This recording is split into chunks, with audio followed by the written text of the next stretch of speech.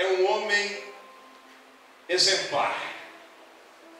Sua história permeia os arraiais sagrados e também os grandes empreendedores usam a história deste visionário para falar suas plateias, sejam elas cristãs ou não. Porque a sua história é fascinante. A primeira ideia que nós temos deste homem, de Neemias, é a história de um copeiro. Mas sabe o que eu descubro aqui? É que Deus está à procura de alguém que se coloque à sua disposição para ser usado por Deus. Não é preciso ser intelectual. Para ser usado por Deus, não é preciso cursar cursos e mais cursos de teologia, o que é muito bom.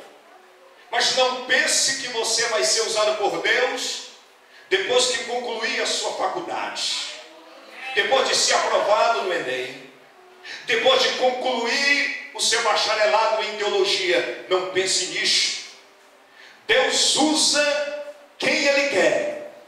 Ele só precisa de um coração disposto para receber as suas orientações. E se Deus encontrar um coração disposto, pode ser mesmo o copeiro do rei, Deus se agradará em usar esta pessoa.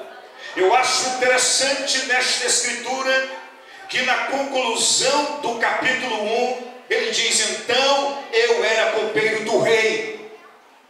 Não importa quem você é, não importa o grau de conhecimento que você tenha, não importa onde você trabalhe, Deus deseja usar a sua vida. Deus deseja usar as suas mãos, porque pessoas comuns podem ser usadas nas mãos de um Deus extraordinário, porque a glória não é nossa, o reconhecimento não é nosso, os méritos não são nossos, os méritos são de Deus, os méritos são de Cristo. Se Deus não nos usar, ai de nós, porque de nós não há nada a oferecer. Aleluia. O inverno estava chegando, transcorria o ano 445. Cooperadores vêm de Jerusalém, faz uma caminhada de aproximadamente 1.600 quilômetros para visitar um amigo, um patriota, Neemias.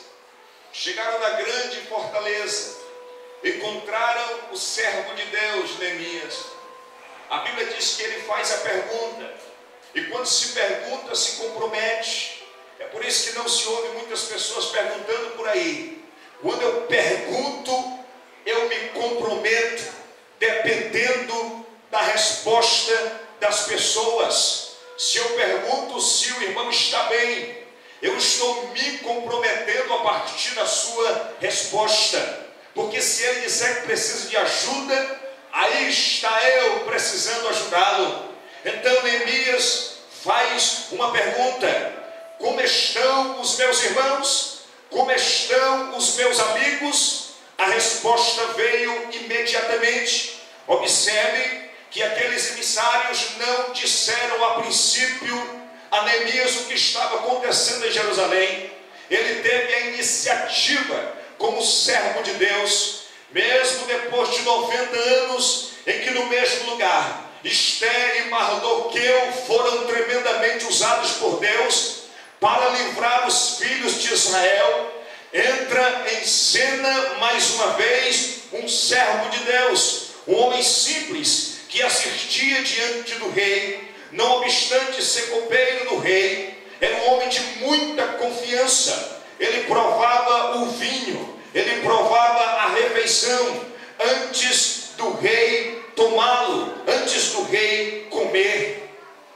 E a Bíblia diz que a resposta veio imediatamente. Os restantes que foram levados para o cativeiro lá na província, estão em grande miséria e desprezo. Os nossos irmãos, os nossos amigos estão em grande miséria e desprezo. E tem mais, além dos problemas comuns que afetam as pessoas em si, que afetam o interior das pessoas, como desprezo e miséria, a cidade, ou seja, há prejuízos materiais. O muro de Jerusalém está fendido, suas portas queimadas a fogo, a cidade está desprotegida, a cidade está vulnerável, a cidade está aberta a todas as influências, de sorte, meus irmãos, que aquilo pesou de tal forma no coração de Neemias, que a palavra diz